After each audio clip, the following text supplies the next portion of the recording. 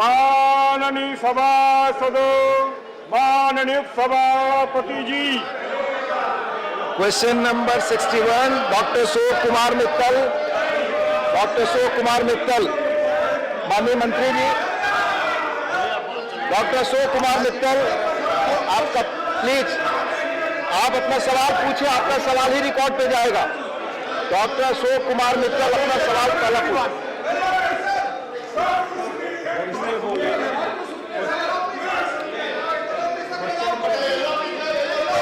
Doctor Ashok, आपकी बात ही record पे जाएगी। अपना क्वेश्चन पूछिए डॉक्टर अशोक मित्तल जी। क्वेश्चन पूछिए। क्वेश्चन नंबर 61 पूछिए, क्वेश्चन पूछिए पहला। धन्यवाद महोदय, आपने मुझे सप्लीमेंट्री क्वेश्चन पूछे, आपसे दिए।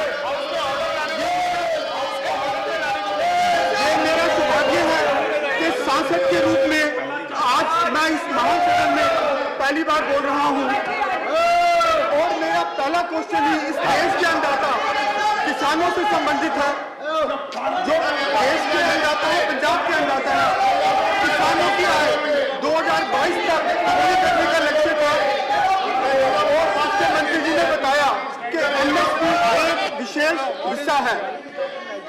मेरा मंत्री जी से प्रश्न है कि सरकार ने कुछ दिन पहले एक समिति गठित की थी एमएसपी के सपोर्ट प्राइस के लिए, लेकिन उस समिति में पंजाब को कोई रिप्रेजेंटेशन नहीं दी। धन्यवाद। पंजाब सरकार को कोई रिप्रेजेंटेशन धन्यवाद अशोक जी, आपका सवाल हो गया। जानना चाहूंगा अशोक कि उसका गठन करने का क्या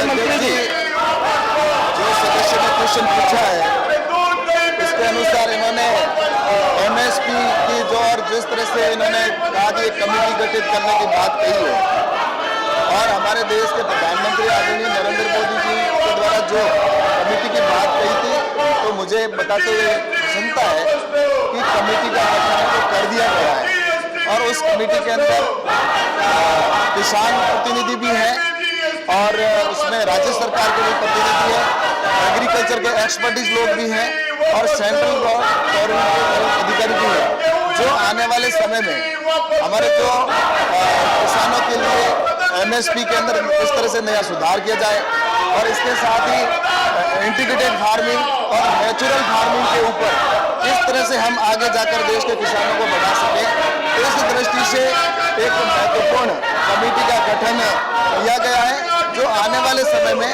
किसानों के लिए वो सारे रिफॉर्म है जिनको लेकर आगे बढ़ने की आवश्यकता है। इस दिशा के अंदर इस कमेटी का बहुत बड़ा महत्वपूर्ण योगदान आने वाले समय में। डॉक्टर अशोक जी, आपका दूसरा सवाल संक्षेप में पूछे। माननीय सदस्य जो वेल में खड़े हैं, मेरा आग्रह अपनी सीट पर जाएं। प्ले कार्ड लेकर के हाउस के वेल में खड़ा होना नियम के विपरीत है। Please go back to your seats. Question और बहुत महत्वपूर्ण है, चलने दीजिए। माननीय सदस्य पूछिए।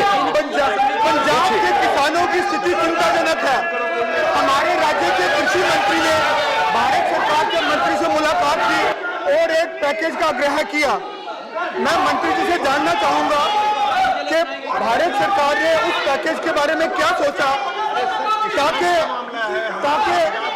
ताकि किसानों की स्थिति को बेहतर करने के लिए, स्टबलबंदी की समस्या को हल करने के लिए, बॉर्डर एरिया फार्मर्स की समस्या को हल करने के लिए, वाटर कंजर्वेशन टेक्निक्स की समस्या को हल करने के लिए उसमें उचित प्रावधान किए जा सके। Thank you. माननीय अध्यक्ष जी, इन्होंने स्पेसिफिक कुछ पूछा नहीं है कि कौन सी पैकेज की बात है, लेकिन फिर भी हमारी सरकार है वो किसानों के लिए कमिटमेंट है और उसके ऊपर सरकार काम कर रही है। और जैसा कि किसानों के लिए पूरे देश भर के अंदर किसानों के कृषि का बजट बढ़ाया है और किसानों के 10,000 FPO बनाए जा रहे हैं और फार्मर प्रोड्यूसर ऑर्गेनाइजेशन बनाए जा रहे हैं और इसके साथ ही राज्य सरकार के जो कृषि मंत्री है उनके साथ में हमने बैठकर मीटिंग भी की है, जितने भी है। अभी हाल ही में बेंगलोर के अंदर एक अधिवेशन हुआ जिसके अंदर पूरे देश के कृषि मंत्री भी उसमें उपस्थित हुए और उन्होंने जो प्रपोजल दिए उनके आधार पर आगे कृषि के लिए काम किया जाएगा। लेकिन पंजाब की ओर से इसमें निश्चित रूप से किसानों के लिए इन्होंने स्पेसिफिक पूछा है, तो मुझे बताता है कि जो भी देश भर में कृषि की जितनी भी योजनाएं चल रही है उनमें पंजाब के किसानों को भी उतना ही जो उसके हिस्से के अनुसार उनको लाभ मिलना चाहिए वो मिल रहा है। और वैसे देखा जाए तो कृषि है वो राज्य का विषय होता है, लेकिन उसके बावजूद भी भारत सरकार किसी भी प्रदेश के साथ में के अलावा कोई और बात रिकॉर्ड पे नहीं जा रही है। निश्चित रूप से मुझे कहना कोई और बात रिकॉर्ड पे नहीं जा रही है। इनकम बढ़ाने के लिए हर संभव वो प्रयास किए जा रहे हैं, चाहे उसके लिए इंफ्रास्ट्रक्चर की बात हो तो 1 लाख करोड़ रुपए एग्रीकल्चर इंफ्रास्ट्रक्चर फंड का प्रावधान किया गया है और साथ ही 10,000 FPO बनाए जा रहे हैं। और जिस तरह से फूड प्रोसेसिंग और उसके लिए किसान अपना खुद का उत्पाद स्थापित करें, खुद की सॉर्टिंग ग्रेडिंग यूनिट लगाए और कॉम्पिटिशन करके अपनी फसल को बेचे, इस आधार पर सरकार काम कर रही है। और मुझे इसमें पूर्ण संतुष्टि है कि किसानों के लिए भारत सरकार और हमारे देश के प्रधानमंत्री जी ने जो किसानों के इनकम बढ़ाने का लक्ष्य लिया उसको हम लगातार प्रयास करके उसको पूरा करने का। Thank you. माननीय सदस्य कृपया अपनी सीट पर जाए, वेल से आप प्लीज जाए। आप वेल में एक मिनट आप 1 minute Sanjay ji 1 minute please आप एक तो कृपया डिक्टेट न करें, आप अपनी सीट पर जाए। और महंगाई के बारे में ऑनरेबल चेयरमैन ने क्लियर कर दिया, ऑनरेबल चेयरमैन को क्लियर करने के बाद मैं उसमें कुछ नहीं कर सकता। Please doctor Anil Bonde. सभापति जी, मैं आपके माध्यम से मंत्री महोदय से प्रश्न पूछना चाहता हूं कि महाराष्ट्र और मध्य प्रदेश में राज्य के आदिवासी क्षेत्र में जंगल उठाकर खेती की जाती है, उसके लिए उन्हें जमीन के पट्टे खेती करने के लिए सरकार द्वारा प्रदान करती है, उसमें उनकी न्यूनतम आय होती है। मैं मंत्री महोदय से पूछना चाहता हूँ कि महाराष्ट्र और मध्य प्रदेश राज्य के आदिवासी किसानों को उनकी आय बढ़ाने के हेतु वन खेती एग्रो फॉरेस्ट्री के लिए सरकार द्वारा क्या विशेष प्रावधान नियोजित है। माननीय सभापति महोदय जी, माननीय सदस्य ने बहुत महत्वपूर्ण सवाल पूछा है और उन्होंने जैसा कि एग्रो फॉरेस्ट्री के बारे में पूछा और स्कीमों के बारे में जानकारी चाहिए, मुझे बताते हुए प्रसन्नता है कि एग्रो फॉरेस्ट्री के अंदर जो बाम्बू है उसको पहले नहीं लिया गया था, लेकिन हमारे प्रधानमंत्री जी माननीय नरेंद्र मोदी जी के नेतृत्व में बहुत बड़ा निर्णय हुआ कि जो बाम्बू है उसको एग्रो से हटाकर एग्रीकल्चर में लिया और एग्रो उसके अंदर बाम्बू मिशन के तौर पर भी प्रारंभ किया गया है और साथ ही हर मेड़ पर पेड़ लगे, इस दृष्टि से भी सरकार की स्कीम है जिसमें किसानों को सपोर्ट हर मेड़ पे पेड़ के अंदर सहयोग किया जाता है। और हमारे यहाँ पर जैसा कि मेडिसिनल प्लांट भी है जो कि फॉरेस्ट के अंदर होते हैं, उसके लिए भी स्पेशल स्कीम चलती है और ICR के द्वारा भी लगातार ये प्रयास किया जाता है कि उस फॉरेस्ट के अंदर ऐसी कौन सी क्रॉप है जिससे कि किसान को उसके अंदर लाभ मिल सके। इस दृष्टि से लगातार रिसर्च भी हो रहा है और मुझे लगता है कि ऐसे जो क्षेत्र के जहाँ पर माननीय सदस्य ने जो क्षेत्र की बात की है, ऐसे पूरे देश भर के अंदर जहाँ भी क्षेत्र है वहाँ के किसानों के लिए निश्चित रूप से सरकार है वो इसको लेकर कटिबद्ध है और सरकार है वो इसको लेकर काम कर रही है।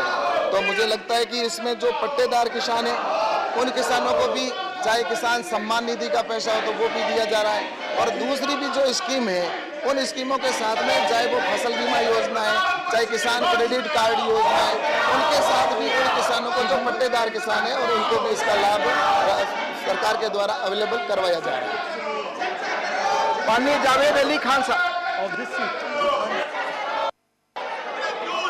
आपका सवाल ही रिकॉर्ड पे जाएगा। माननीय BP बैसे जी please. Chairman sir, thank you very much for allowing me this question, sir.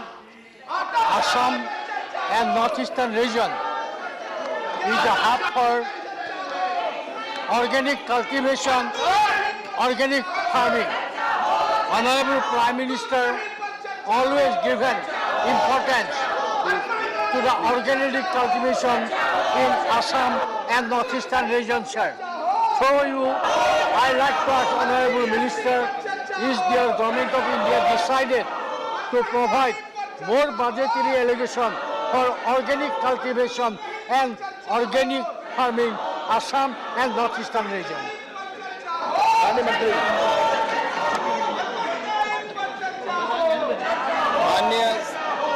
माननीय उपसभापति जी, बहुत ही अच्छा सवाल है।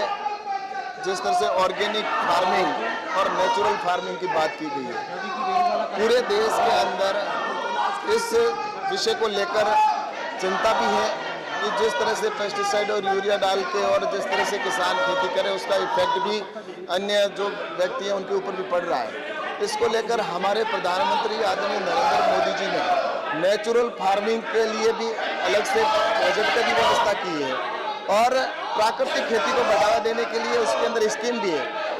ऑर्गेनिक फार्मिंग के लिए जो किसान उसके साथ जुड़ना चाहते हैं उनके लिए लार्ज एरिया सर्टिफिकेशन के तहत भारत सरकार की ओर से लार्ज एरिया के अंदर उनको सर्टिफिकेट दिया जाता है और उस पूरे एरिया को ऑर्गेनिक जोन घोषित कर दिया जाता है ताकि उन किसानों को ऑर्गेनिक का जो फायदा मिलना चाहिए वो ऑर्गेनिक का मिलता है। इसके साथ ही लगभग 50,000 रुपये ऐसे किसान को दिए जाते हैं जिसके अंदर उनको 31,000 रुपये उनके अकाउंट में डायरेक्ट जाते हैं और 19,000 रुपये उनको ट्रेनिंग और उसके लिए अवेलेबल करवाया जाता है। इसी तरह से नेचुरल फार्मिंग के ऊपर भी सरकार लगातार इसको बढ़ावा देने के लिए प्रयास कर रही है और अभी हमने ICAR के द्वारा भी एक सेमिनार भी कराई और इसमें जो हमारे साइंटिस्ट हैं उन साइंटिस्टों को भी एक इसकी ट्रेनिंग देने का प्रावधान किया कि नेचुरल फार्मिंग के किस तरह से खेती की जा सके और इसके साथ ही वहाँ पर हमें जो हमारी ICAR का जो लैंड है उस लैंड के अंदर भी ट्रेनिंग के लिए 25% लैंड के ऊपर हमने ये प्रावधान किया है कि वहाँ पर नेचुरल फार्मिंग की खेती करें ताकि वहाँ पर किसान आकर ट्रेनिंग ले सके।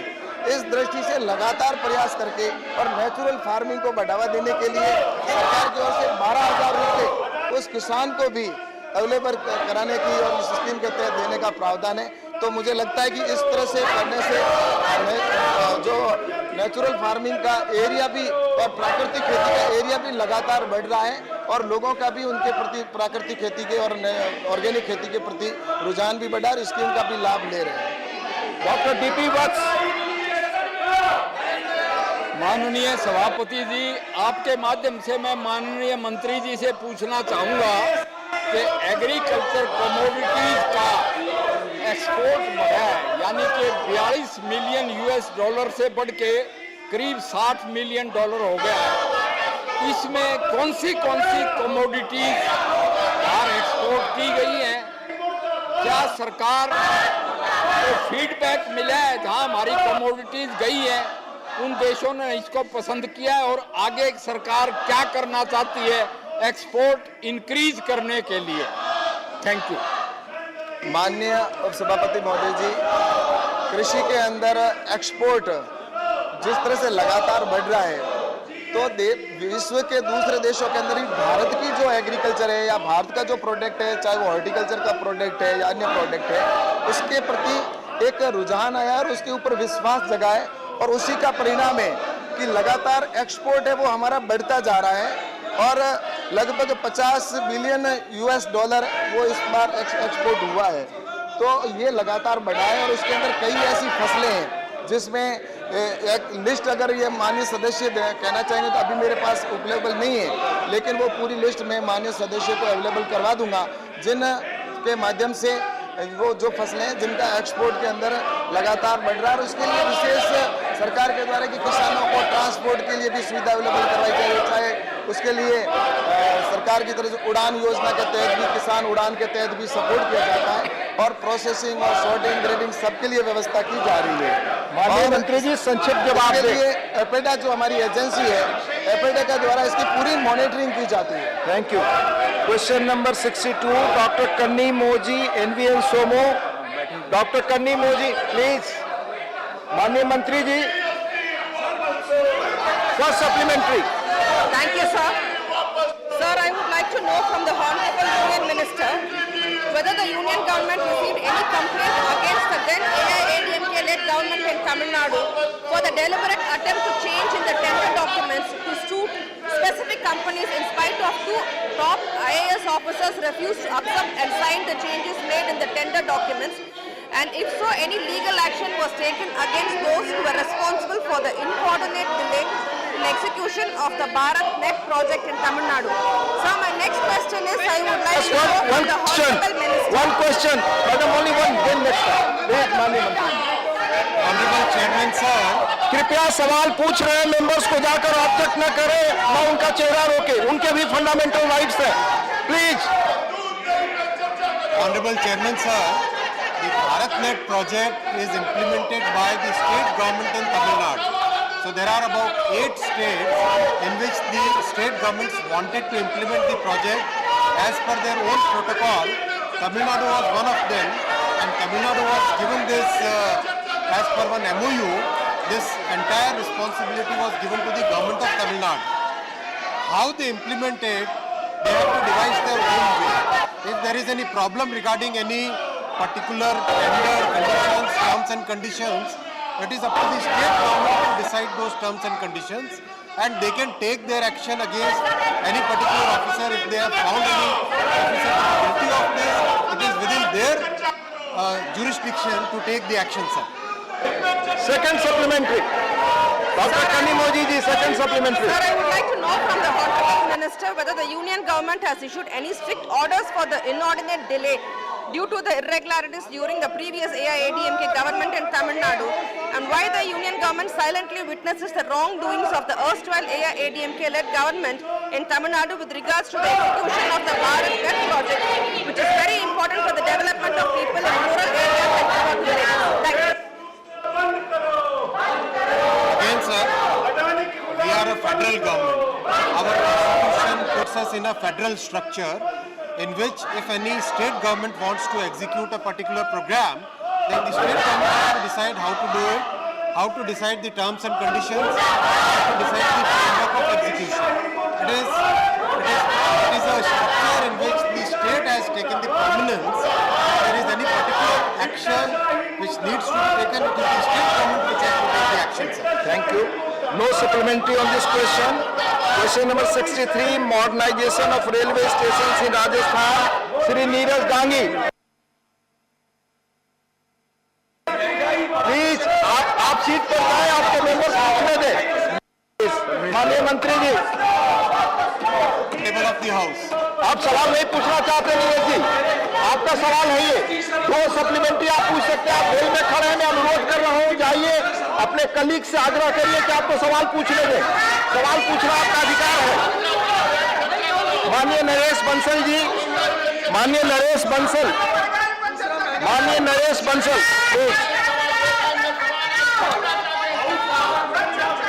माननीय उपाध्यक्ष जी, मैं आपके माध्यम से माननीय मंत्री जी से जानना चाहता हूँ कि उत्तराखंड में रेलवे स्टेशन के आधुनिकीकरण की क्या स्थिति है और वो कौन से कारण हैं जिसके कारण समय से आधुनिकीकरण उत्तराखंड रेलवे स्टेशन पर नहीं हो रहा है। सभापति जी, ये प्रश्न राजस्थान के स्टेशन के बारे में है। माननीय सांसद महोदय ने जो उत्तराखंड के स्टेशन के बारे में प्रश्न पूछा है, साथ में बैठ के कभी भी अलग से चर्चा कर सकते हैं। Thank you. Professor Manoj Kumar Jha ji, Manoj Kumar Jha ji, ये क्वेश्चन राजस्थान रेलवे के मॉडर्नाइजेशन के बारे में। Professor Manoj Kumar Jha, please put your question. माननीय उपसभापति महोदय, मेरा सवाल इस विषय के संदर्भ में माननीय मंत्री जी से है कि ये जो सीनियर सिटीजन्स की रियायती टिकटें खत्म कर दी गई हैं, इस प्रकार का प्रहार रोकने की कोई कोशिश क्यों नहीं हो रही है? ये क्वेश्चन राजस्थान रेलवे मॉडर्नाइजेशन से है। माननीय मंत्री जी चाहे तो जवाब दे सकते हैं, ये उन पर निर्भर। जुगल सिंह लोखंडवाला। माननीय मंत्री महोदय से मैं पूछना चाहता हूं कि जिस तरह राजस्थान के अंदर क्वेश्चन राजस्थान पर होना चाहिए। राजस्थान से ही गुजरात की बॉर्डर के पास वाला ही है सर, तो वो ट्रेन वहां से जाती है, तो उसी आदर्श स्टेशन गुजरात के अंदर कितने बनाए गए वो मैं जानना चाहूंगा माननीय मंत्री जी से।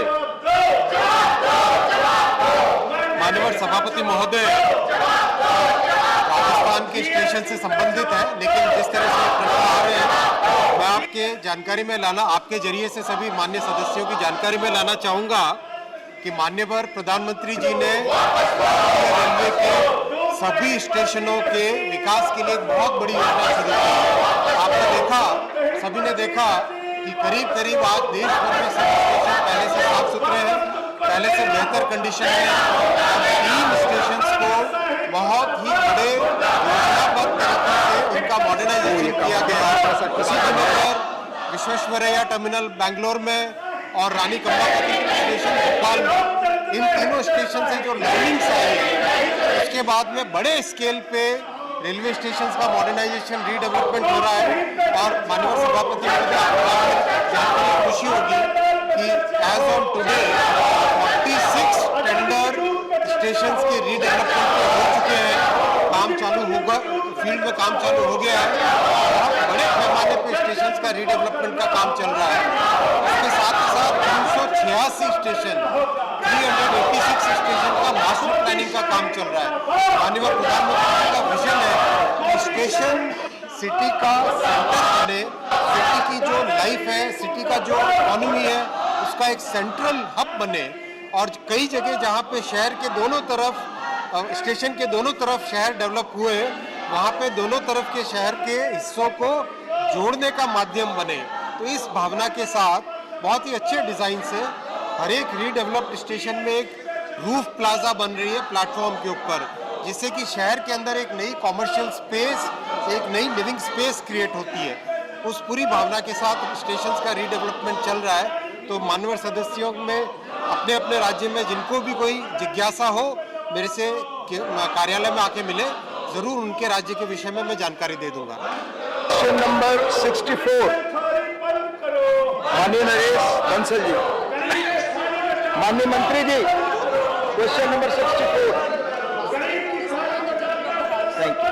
फर्स्ट सप्लीमेंट्री नरेश बंसल जी, पहला सवाल। अध्यक्ष जी, मैं सबसे पहले अपने कॉमर्स मिनिस्टर श्री पीयूष गोयल जी को बधाई देता हूं कि उनके नेतृत्व में $400 बिलियन का एक्सपोर्ट टारगेट हमने क्रॉस किया है। मैं माननीय मंत्री जी से जानना चाहता हूं कि उस निर्यात में उत्तराखंड फार्मा ऑटोमोबाइल इसका हब है, तो फार्मा एग्रीकल्चर ऑटोमोबाइल का उस निर्यात में क्या योगदान है और सरकार की नीति इसको बढ़ाने की क्या है?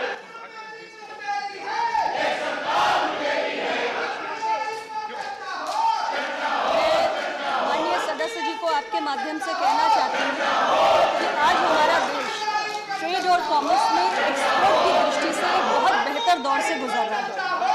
जो हमारा 2021-22 में मर्चेंडाइज एक्सपोर्ट रहा या सर्विसेज एक्सपोर्ट रहा, वो रिकॉर्ड हाई परफॉर्मेंस रहा। हमारा मर्चेंडाइज एक्सपोर्ट करीब $422 बिलियन का रहा। हमारा सर्विसेज एक्सपोर्ट 254 बिलियन का रहा, यानी कुल मिलाकर सर्विसेज और मर्चेंडाइज $675 बिलियन। तो इस तरीके से हमारी एक्सपोर्ट परफॉर्मेंस बहुत बेहतरीन हो रही है। फार्मास्यूटिकल, ड्रग्स एंड फार्मास्यूटिकल्स एक ऐसा सेक्टर है जो हमारे एक्सपोर्ट में, मर्चेंडाइज एक्सपोर्ट में एक बहुत मेजर सेक्टर है।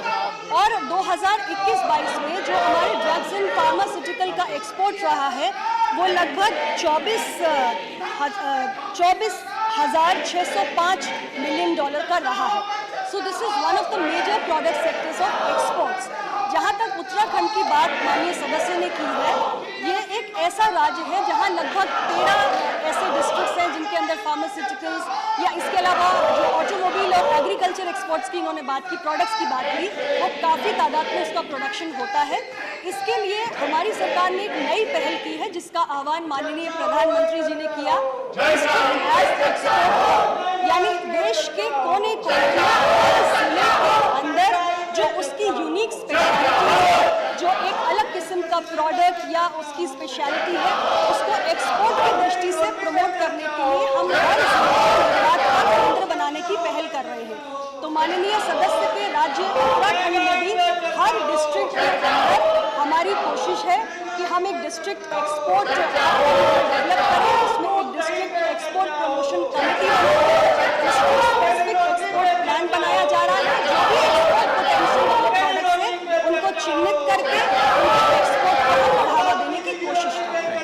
Second supplementary. माननीय उपाध्यक्ष जी, मैं माननीय मंत्री जी से जानना चाहता हूं कि निर्यात बढ़ाने के लिए सरकार की 2 स्कीम थी, MEIS और SEIS, जो अब बंद हो गई है। इसके अंतर्गत जो पुराने क्लेम्स हैं इंडस्ट्री के, क्या उनका सेटलमेंट हो गया है? कब तक हो जाएगा यदि नहीं हुआ तो? अध्यक्ष महोदय, मैं आपके माध्यम से माननीय कि हमारे जो भी जो हमारी पुरानी लेगेसी स्कीम थी, जिसमें अनेक स्कीम्स थी, MEIS भी थी, SEIS भी थी, इसके अलावा ROSCTL और टारगेट प्लस, ऐसी तमाम स्कीम्स थी। इनके ड्यूज को सेटल करने के लिए सरकार ने 56,027 करोड़ 56,027 करोड़ की घोषणा फाइनेंशियल ईयर 21-22 के लिए की थी। और ये सारे अलग अलग अमाउंट जो था, इसका ब्रेकअप था हर स्कीम के लिए। जैसे हमारी MEIS स्कीम के लिए इसमें से 33,010 करोड़ का था एलोकेशन, SEIS के लिए 10,002 करोड़ का था, ROSCTL के लिए 5,286 करोड़ का था। इस तरीके से हमारी तमाम स्कीम्स के सेटलमेंट इस 56,027 करोड़ के अमाउंट से किए जा चुके हैं। और फाइनेंशियल ईयर हमारे 22-23 के लिए 9,304.3 करोड़ का प्रावधान सरकार ने पुराने क्लेम्स के सेटलमेंट के लिए कर दिया। Thank you. माननीय कामाख्या प्रसाद तासा। थैंक यू सर, आपको धन्यवाद देता हूँ। मैं मंत्री जी श्री पीयूष गोयल जी को धन्यवाद देता हूँ कि अब उसका टेन्योर में एक्सपोर्ट बढ़ा भी है। मैं मंत्री जी से मैडम से जानना चाहता हूँ, नॉर्थ ईस्ट से basically London, France, Dubai, Germany, इस काउंट्री में वेजिटेबल्स ज़्यादा एक्सपोर्ट होते हैं। इसके लिए 2 प्रॉब्लम मुझे फेस कर रहा है जो एक्सपोर्टर्स है। एक है यहाँ पर लेबोरेटरी नहीं है, जो लेबोरेटरी के लिए दिल्ली और दूसरा जगह पे आना पड़ता है, जो बहुत ज़रूरी है। नेक्स्ट है इसका एयर फ्लाइट का जो कैरियर चार्जेस है बहुत ज़्यादा है। इसके लिए मिनिस्ट्री ने कुछ सोचा है क्या, एक लेबोरेटरी स्थापना करने के लिए? सेकेंड है कैरियर का जो फेयर्स है, ये फेयर्स रिड्यूस करने का कुछ व्यवस्था प्रबंधन क्या है क्या मंत्री जी को बताएं। माननीय मंत्री जी। अध्यक्ष महोदय, हालांकि इतना शोर है कि सुनने में बहुत दिक्कत। आपकी बात ही रिकॉर्ड पे जा रही है, सवाल और जवाब ही रिकॉर्ड पे जा रहे हैं मैडम। एक्सपोर्ट इंफ्रास्ट्रक्चर की दृष्टि से सवाल पूछा है। लेबोरेटरीज के लिए मैं माननीय सदस्य को बताना चाहती हूँ कि जो हमारा इनिशिएटिव है डिस्ट्रिक्ट एज एक्सपोर्ट हब, उसके तहत हमारी जो डिस्ट्रिक्ट एक्सपोर्ट प्लान बनेगी, उसमें कंसल्टेशन के जरिए ये तय किया जाएगा कि एक्सपोर्ट प्रमोशन के रास्ते में कौन सी अड़चनें हैं या किस किस्म के एक्सपोर्ट इंफ्रास्ट्रक्चर की रिक्वायरमेंट है। और हमारे डिपार्टमेंट की एक स्कीम है इंफ्रास्ट्रक्चर और एक्सपोर्ट स्कीम। इस स्कीम के तहत तमाम राज्यों को और जो नॉर्थ ईस्टर्न स्टेट्स हैं उनको खास तौर से और हिमालयन स्टेट्स को हम इस स्कीम के तहत, जिसकी फाइनेंशियल ग्रांटिंग रेट की जो सीलिंग है वो 20 करोड़ तक है, लेकिन उसमें 80% तक का हम सपोर्ट करते हैं ताकि किसी भी प्रकार का, जैसे आपने टेस्टिंग लेबोरेटरी का जिक्र किया है, ऐसा कोई भी इंफ्रास्ट्रक्चर जो जरूरी है एक्सपोर्ट को प्रमोट करने की दृष्टि से, उसका उस डिस्ट्रिक्ट प्लान के तहत आइडेंटिफाई करके उसका निर्माण कराया जा सकता है। माननीय सुरेंद्र सिंह नागर जी। उपाध्याय जी, जो माननीय मंत्री जी ने रिप्लाई किया है उसमें स्पष्ट है कि देश में जो डेयरी प्रोडक्ट्स हैं उनका एक्सपोर्ट बढ़ा है। मैं आपके माध्यम से माननीय मंत्री जी से जानना चाहता हूं कि जो हमारे डेयरी प्रोडक्ट्स हैं उनको निर्यात को बढ़ावा देने के लिए क्या सरकार को इंसेंटिव देने का विचार कर रही है, जिससे देश में उत्पादन करने वाले हमारे करोड़ों किसानों को बेहतर मूल्य मिल सके।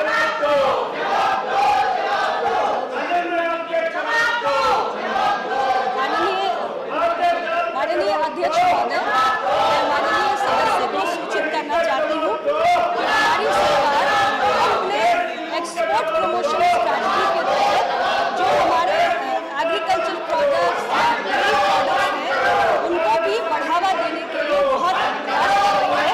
और जिस जनपद से आप, जैसा कि मैंने पहले भी बताया कि उस जनपद के अंदर भी जो डिस्ट्रिक्ट एक्सपोर्ट प्रमोशन प्लान तैयार किया जाएगा, उसमें किसी भी स्पेसिफिक आवश्यकताओं की पूर्ति करनी है, उस प्लान के तहत उसे शामिल किया जाएगा।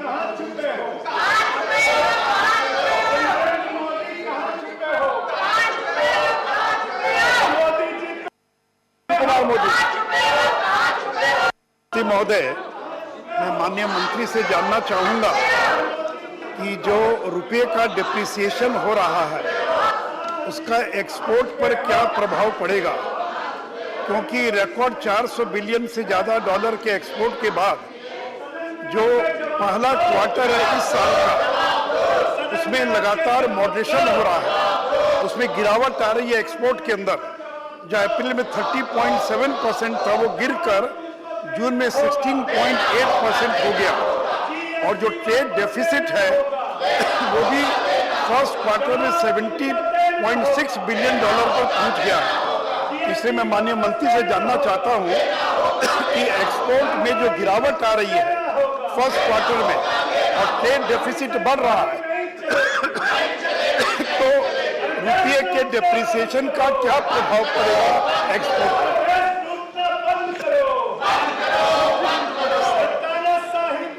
सर, पहले तो मैं माननीय सदस्य जी को कहना चाहती हूँ कि भारत के एक्सपोर्ट्स भी बढ़ रहे हैं, इंपोर्ट्स भी बढ़े हैं, ट्रेड डेफिसिट है, इससे मैं इनकार नहीं कर रही हूँ, लेकिन जो हमारा ट्रेड डेफिसिट है वो धीरे धीरे कम भी होगा। Imports is not always a bad thing, क्योंकि इंपोर्ट्स हमें इसलिए भी चाहिए होते हैं क्योंकि इंपोर्ट्स के माध्यम से हमें बहुत सारा रॉ मटेरियल और बहुत सारे इंटरमीडिएट्स ऐसे भी मिलते हैं जो अल्टीमेटली हमारे एक्सपोर्ट्स में काम आते हैं। जहाँ तक करेंसी डिवैल्यूएशन का प्रश्न है, मुझे लगता है this is a broader issue which the ministry of finance is already taking care. Thank you. Question number 65, honourable Trichy Shivaji. Honourable Trichy Shivaji not present. माननीय मंत्री जी, माननीय मंत्री जी, first supplementary mister G K Vasan. From this August Rajya Sabha House, I am talking as a proud farmer, sir. The farmer community is the backbone of India, sir. In Tamil we say, if the farmers keep the leg in the clay soil only, we can keep our hand in the food. That is the say in Tamil, sir.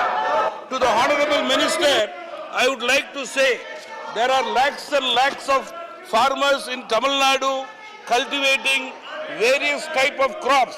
The need of the hour for the state, for their better livelihood is definitely cold storages, sir.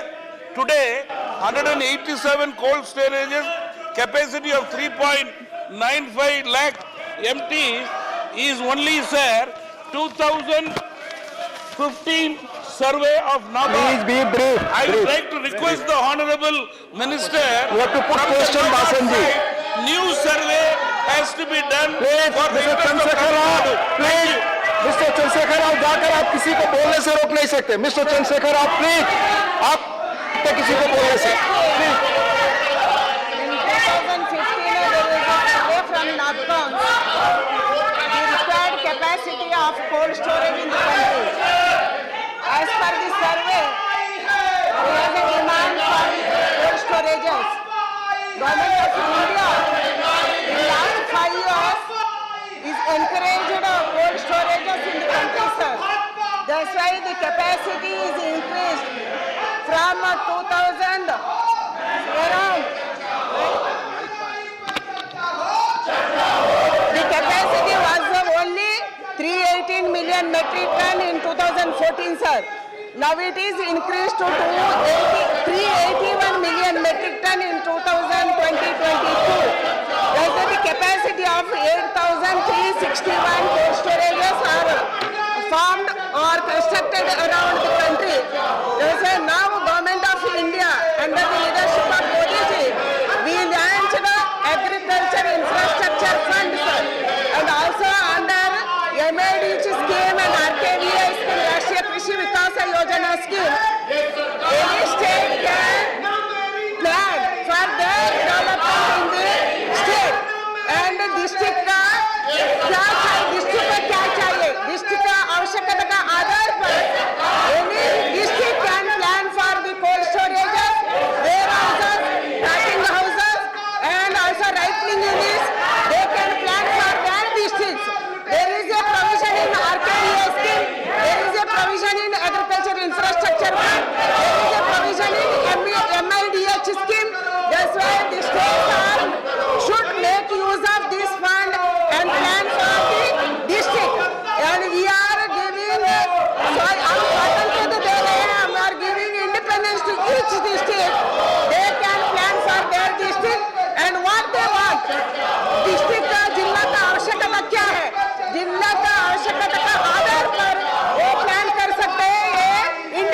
इस राज्य को है sir.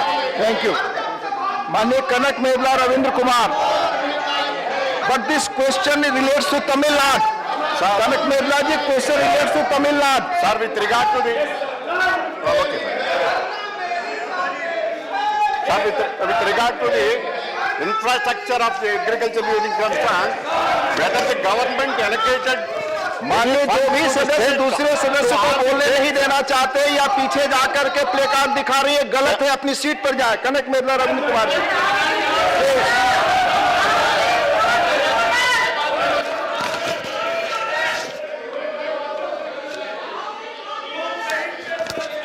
Kumar ji, to strengthen the agriculture infrastructure in the country, the government has launched the agriculture infrastructure fund. Question relates to Tamil Nadu. Yes, sir, I am asking. Yes. First question is country. It's on Tamil Nadu. True, sir. Please. Question number 1 with regard to the country. I am asking about the country. It's about Tamil Nadu. Sir, question number 65 related to country. Country is there. I am asking about the country. Whether the central government can allocate any funds to the state government with regard to the construction of cold storage. Thank you. This question relates to cold storage facility in Tamil Nadu. If madam wants to reply, she can. Agriculture infrastructure fund, it is allocated to each and every state, sir. They can make use of agriculture infrastructure fund in every state, and also RKVA scheme and MDH scheme in every state. Even Tamil Nadu can make use of this, and also other states can make use of this. And already some 13,000 crore रुपए का ये तो project state से आया है। अभी बाकी fund बाकी है सर। बाकी जिलों में भी, राज्यों में भी ये फंड का यूज करने के लिए प्रोजेक्ट आपको मिल सकते हैं। बहुत सारे स्टेट में डिस्ट्रिक्ट एग्रीकल्चर प्लान नहीं बनाए सर।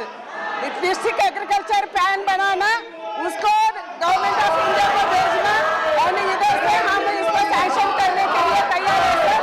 एंड मैं सभी स्टेट को, सभी राज्यों को विनती करती हूँ, आपका स्टेट के, आपका जिला में क्या चाहिए, स्टोरेज चाहिए, क्या वेयरहाउस चाहिए, क्या पैकिंग हाउस, ब्रांडिंग क्या चाहिए, उसका आधार पर आप प्लान बनाइए, उसको भेजिए, हम इधर करने के लिए हम तैयार हैं।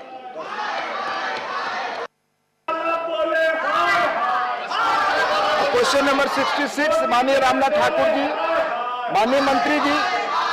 Sir, statement is laid on the table of the house. पहला सप्लीमेंट्री।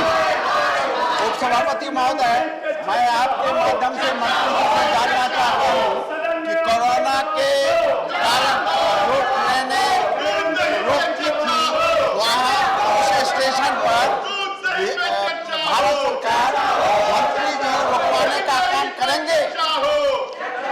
माननीय मंत्री जी। माननीय सभापति महोदय, ये विषय बार बार सदन में भी उठा है, सदन के बाहर भी उठा है। मैं स्पष्ट तौर पे इसको समझाना चाहूँगा। अगर रेलवे है, रेलवे में मेंटेनेंस अगर करना होता है, वो मेंटेनेंस रोड के कंपैरिजन में अलग तरीके से होता है। रोड में जब भी मेंटेनेंस करते हैं तो एक साइड में डाइवर्जन दिया, उस डाइवर्जन से गाड़ियाँ जा सकती हैं। रेलवे में ट्रैक्स की मेंटेनेंस के लिए ट्रेन्स को रोकने की जरूरत पड़ती है।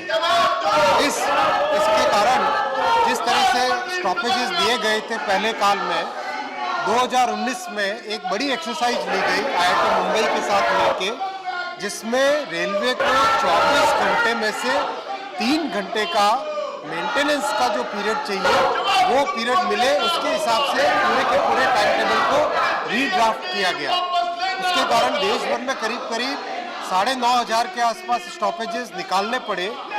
अध्यक्ष सभापति महोदय, कई बार कुछ बड़ी प्रॉब्लम्स को सॉल्व करने के लिए कुछ कड़े डिसीजन लेने पड़ते हैं। ये भी एक ऐसा कड़ा डिसीजन लिया गया था जिसके कारण आज रिजल्ट हमारे सामने है। जो पंक्चुअलिटी, ट्रेन की पंक्चुअलिटी 60-65% होती थी, वो आज 85 से 90% पे पहुंच गई है, यानी करीब करीब सारी ट्रेन आज ठीक टाइम पे चलने लगी है। साथ ही साथ जिस तरीके से रेलवे का मेंटेनेंस की कमी हो रही थी, उसके कारण एक्सीडेंट्स बढ़ रहे थे, आज मेंटेनेंस ठीक टाइम से होने के कारण पैसेंजर्स की सेफ्टी भी बढ़ी है। तो ये उस सारी एक्सरसाइज का परिणाम है अध्यक्ष जी, सभापति महोदय। ये एक कड़ा डिसीजन है, लेकिन उसके कारण देश में पैसेंजर्स की सेफ्टी भी बढ़ी है और पंक्चुअलिटी भी बढ़ी है। दूसरा सप्लीमेंट्री माननीय रामनाथ जी। में कोई गड़बड़ी नहीं है, इस मंडल में कोई गड़बड़ी नहीं है, इस मंडल में रुकवाने की जरूरत है कि नहीं जरूरत है, इसलिए हम चाहेंगे आपके माध्यम से मंत्री जी से जानना जहाँ ट्रैक में गड़बड़ी नहीं है उन मंडल के स्टेशन पर ट्रेन रुकवाने का काम करेगी। माननीय सभापति महोदय, ट्रैक में गड़बड़ी या नहीं गड़बड़ी ये विषय नहीं है। ट्रैक को लगातार मेंटेन करने की जरूरत पड़ती है। लाखों रेलवे ट्रैकमैन रोजाना सुबह उठ के पूरा किट लेके सामान अपने कंधे पे लाद के डेली 8-9 किलोमीटर का ट्रैक का इंस्पेक्शन करते हैं। अगर ये इंस्पेक्शन नहीं हो, अगर डेली ट्रैक का रिपेयर मेंटेनेंस नहीं हो, तो क्या परिस्थिति होगी हम ये सब समझ सकते हैं। इसीलिए ट्रैक में कोई वन टाइम गड़बड़ी की बात नहीं है सभापति महोदय, ये डेली रेगुलर मेंटेनेंस का प्रश्न है और उसको हमें कोई कॉम्प्रोमाइज नहीं करना चाहिए। माननीय राकेश सिन्हा। महोदय, मैं पहले रेल मंत्री जी को धन्यवाद देना चाहता हूँ कि कई ऐसे रेलवे स्टेशनों का जीर्णोद्धार हुआ है जो दशकों से बुरी स्थिति में था, लेकिन इसके साथ में एक सवाल है, क्या बेगूसराय को एक इंडस्ट्रियल सिटी की तरह ट्रीट किया जाएगा? उसे एक जिला के रूप में देखने से ऐसे अनेक ट्रेन जो औद्योगिक क्षेत्र में रुकना चाहिए वो नहीं रुक पा रहे हैं। तो मेरी मांग है मंत्री जी से कि कलकत्ता से बेगूसराय और बेगूसराय से दिल्ली की 2 ट्रेनों को रोकने की व्यवस्था की जाए और उसके साथ ही साथ दनौली फुलवरिया एक ऐसा स्टेशन है जिसमें कोसी एक्सप्रेस रुका करती थी, जिसमें सैकड़ों छात्र जर्नी करते हैं अपनी शिक्षा के लिए। कोसी एक्सप्रेस को संक्षेप जाएगी। धन्यवाद। माननीय सभापति महोदय, स्टॉपेजेस किस कारण से कम हुए वो मैंने आपको रैशनल सबके सामने रखा। माननीय सांसद महोदय का अगर स्पेसिफिक कोई कारण है, मेरा कार्यालय हमेशा माननीय सांसदों के लिए खुला है। कभी भी शाम को 5-5:30 बजे के बाद में कभी भी कार्यालय में पधारे, जो इंडिविजुअल किसी भी सांसद महोदय का पॉइंट है उसको जरूर हम विचार करेंगे। Thank you. Question number 67 Shri Prabhakar Reddy, बेमी रेड्डी, माननीय प्रभाकर रेड्डी नॉट प्रेजेंट। माननीय मंत्री जी, माननीय मंत्री जी, सवाल जवाब first supplementary. Sir, thank you, Chairman, sir. On behalf of Prabhakar Reddy, Not on behalf of separate question. Thank you. You have right to ask. Thank you, sir. Please. Sir, मेरा question है मंत्रीवर्य से, the end-to-end computerization of targeted public distribution system operations, including automation of fare price, shops seek to bring transparency and efficiency in the allocation and distribution of highly subsidized food grains to the beneficiaries. I want to ask the Honorable Minister, what is the present status of this scheme in Andhra Pradesh?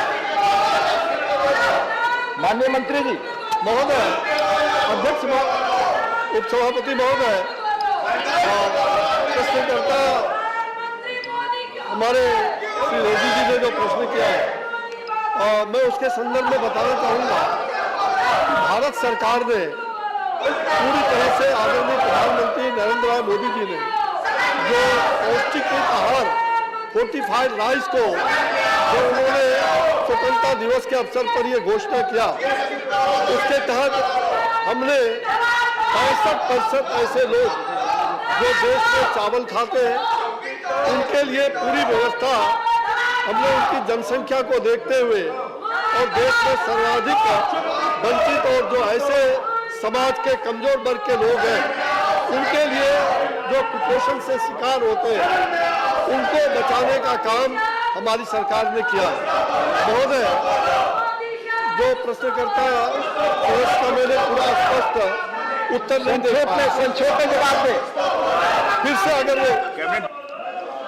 अन्य मंत्री माननीय महोदय सांसद महोदय ने जो पूछा उस संदर्भ में अभी तक टोटल एलोकेशन आंध्र प्रदेश को 43,000 टन का हुआ है, जिसमें से अभी तक उन्होंने 27,590 टन ले लिए, लिफ्टिंग कर लिया है।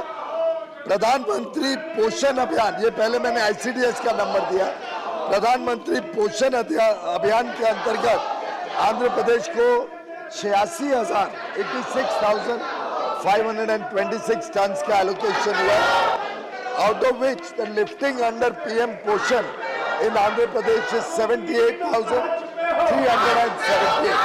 I'm happy that they are implementing it. We are now looking at converting the entire rice to fortified rice, which is in the interest of the country and will help reduce the incidence of malnutrition.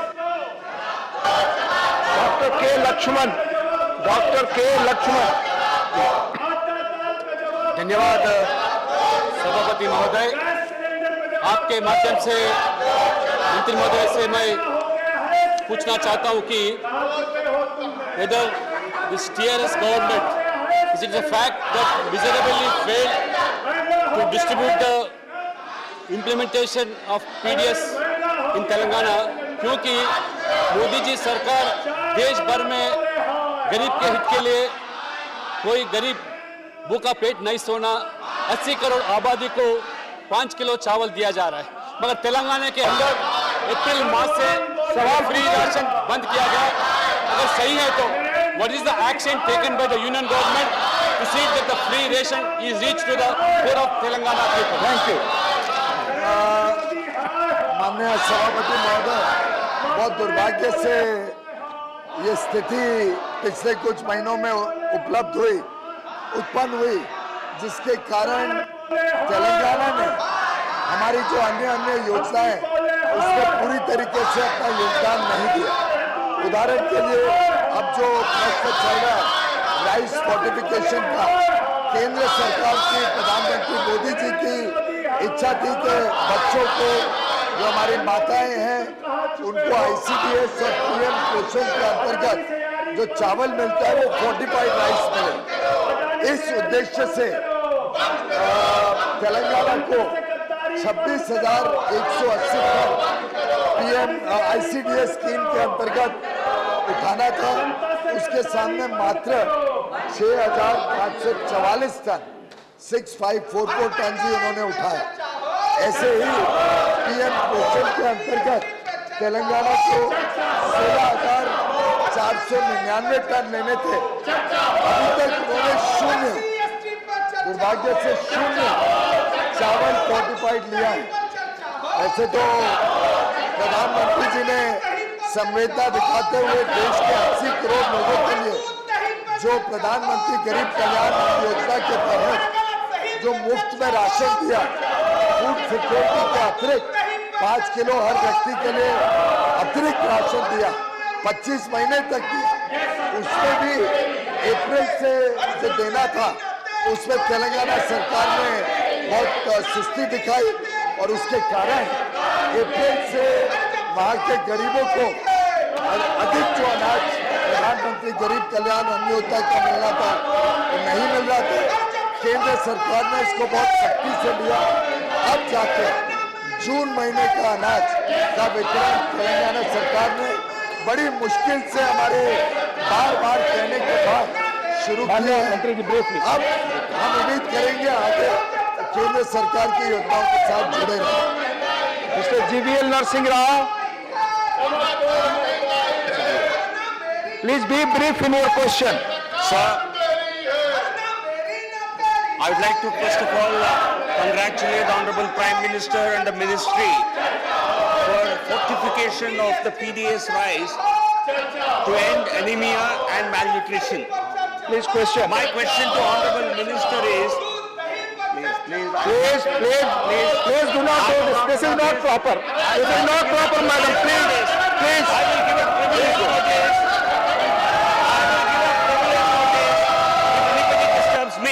Okay, now, sir, my question to Honorable Minister is, like the government of Telangana, even in Andhra Pradesh, free ration under Pradhan Mantri Garib Kalyan Anna Yojana had not been given to the people of Andhra Pradesh. I have also written to Honorable Minister in this regard. I would like to Thank you. know from the Thank you, Honorable Mr. Minister Saha. Please. as to what Thank steps you. the government has taken to ensure the people of Andhra Pradesh also Thank you. get this benefit. Thank you, sir. Honorable Chairman, sir, we are in dialogue with the government of Andhra Pradesh to ensure that the poor people of Andhra Pradesh also get the rice, the free food grain under the PMGKY. We are in dialogue with them and we are hopeful that that will start soon. Thank you. Question number 68 माननीय जवाहर सरकार जी। माननीय Jawahar not present. माननीय मंत्री जी Is laid on the table of that. Supplementary, no supplementary. Sir, question number 69 माननीय विनय विश्वम जी। on this subject, I think it's a very important subject. This is regarding the wheat stocks of the country. आज पूरे देश और पूरे दुनिया में आज shortages, आज पूरे देश और दुनिया में फूड इनसिक्योरिटी की चिंता हो रही है। अब ऐसी परिस्थिति में जब पूरी दुनिया में हाहाकार मचा है, भारत एकमात्र देश है जिसने बड़ा संतुलन रखा।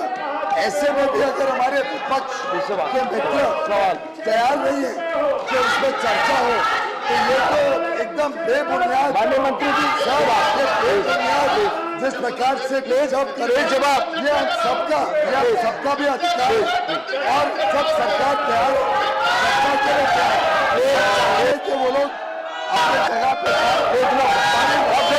हमारी मान्य थी जो कोविड हुआ, वो कोविड के बाद आएंगी करेंगे ऐसे डॉक्टर अशोक वाजपेयी इस मुद्दे पर स्पेसिफिक सवाल पूछे आप। माध्यम से food grain stock in country. जानना चाहूँगा, कोविड जैसी भयंकर महामारी में लगातार 2 वर्ष तक देश की 80 करोड़ जनता को निःशुल्क राशन उपलब्ध कराने के बाद भी आज भी सेंट्रल पूल में 285 लाख मैट्रिक टन खाद्यान्न उपलब्ध है। ये अपने में एक कीर्तिमान है।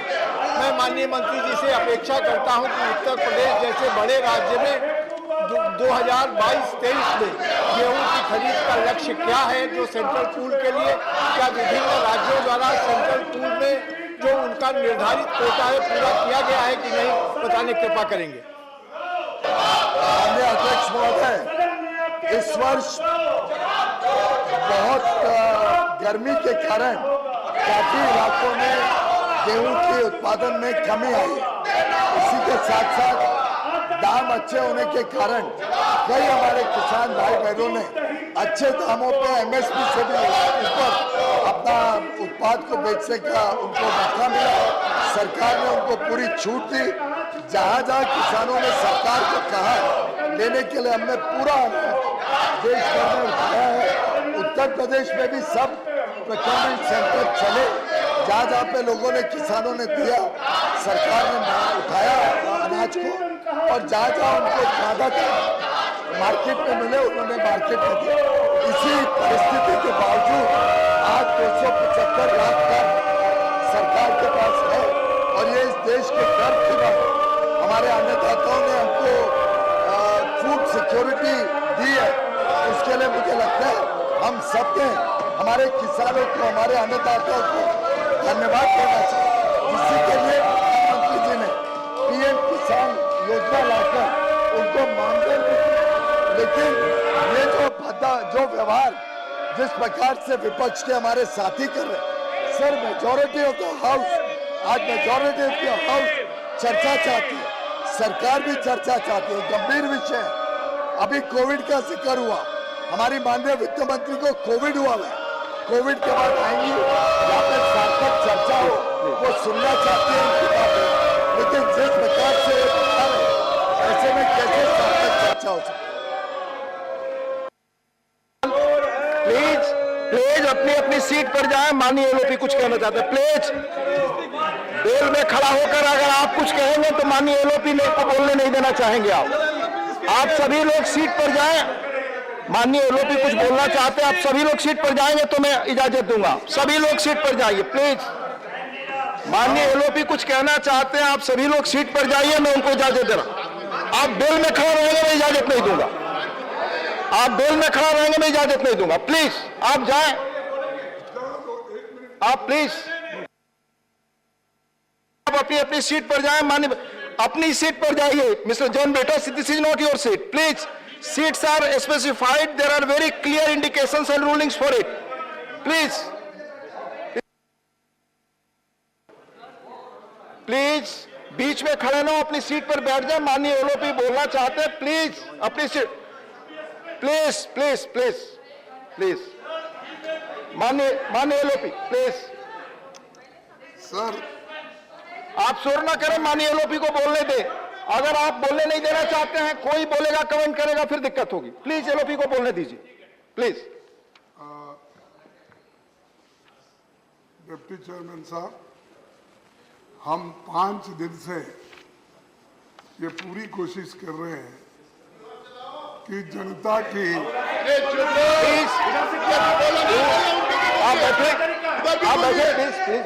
जनता की समस्याओं को इस सदन के सामने रखने का, ये हम गड़बड़ करना नहीं चाहते हैं, लेकिन आप क्या क्या गड़बड़ नहीं, आपस में कृपया बात न करें। माननीय LOP, no please, no no, मैं अलाउ करेंगे, नो प्लीज प्लीज नो। आप विषय पर बात करने हैं, करें, आप विषय पर बात करें। सर आप उनको सिखाइए पहले। मैं सबको कह रहा हूं, मैं सबसे कह रहा हूं। एक मिनट सर, बड़े मैं नम्रता के साथ मैं आप पूरे एक मिनट भाई चुप प्लीज आपस प्लीज प्लीज। सर, बड़े नम्रता के साथ हम आपसे अपील करते हैं कि हम दूसरा कुछ आपसे मांग रहे हैं। रूल 267 के तहत ही माननीय एलओपी साहब, जिस पर चेयरमैन साहब ने सुबह में रूलिंग दे दी है, मैं नहीं दे सकता। आप जान सकते हैं, चेयरमैन साहब ने स्थिति स्पष्ट कर दी है। अरे वो सेंटेंस तो कंप्लीट। चेयरमैन साहब ने स्थिति स्पष्ट कर दी 267। देखिए, अगर 267 के मुद्दे को आप उठाना चाहते हैं तो मैं उसकी इजाजत नहीं दे सकता। प्लीज आप इजाजत दो या मत दो, प्लीज। लेकिन हम ये चाहते थे कि 267 और आपने ये कहा बिजनेस एडवाइजरी कमेटी में 176 के तहत हम चर्चा में ले सकते हैं, लेकिन इसका 176 तो, लेकिन आप जब 267 और 176 का फर्क तो जानते ही हैं। ये फर्क अंतर इसीलिए है कि 267 में तो सभी बिजनेस को स्टॉप करके, माननीय चेयरमैन साहब ने इस पर इंस्ट्रक्शन दे दिया है, वो उसमें मैं कुछ नहीं कर सकता। उनका फाइनल हाउस स्टैंड। हाँ प्लीज नो, प्लीज तरीके से चर्चा के लिए तैयार है। सरकार चर्चा चाहती है। हमारे वित्त मंत्री को कोविड हुआ है। आप दोनों चर्चा चाहते हैं तो आप तय कर लीजिए। चेयरमैन साहब ने कहा है पक्ष विपक्ष बैठकर आप चर्चा के लिए तय कर लीजिए, इसमें चेयर का कोई हाथ नहीं है। पक्ष तैयार है, हम भी तैयार है, इसमें चर्चा हो और प्लीज आपस में बात। मैं आप सबसे आग्रह करता हूँ, आप भी बैठ जाइए, आप बैठ जाइए, दूसरों को बोलने दीजिए प्लीज। आप आपस में बात न करें प्लीज। और जो बातें मैं अगले क्वेश्चन पे जाऊंगा। Shri Vinay Vishwam ji, Shri Vinay Vishwam ji, question number 69 please. Question number 69 mister Vinay Vishwam, mister Vinay Vishwam, mister Vinay Vishwam not present. माननीय मंत्री जी, now the house stands adjourned till 2:30 p.m.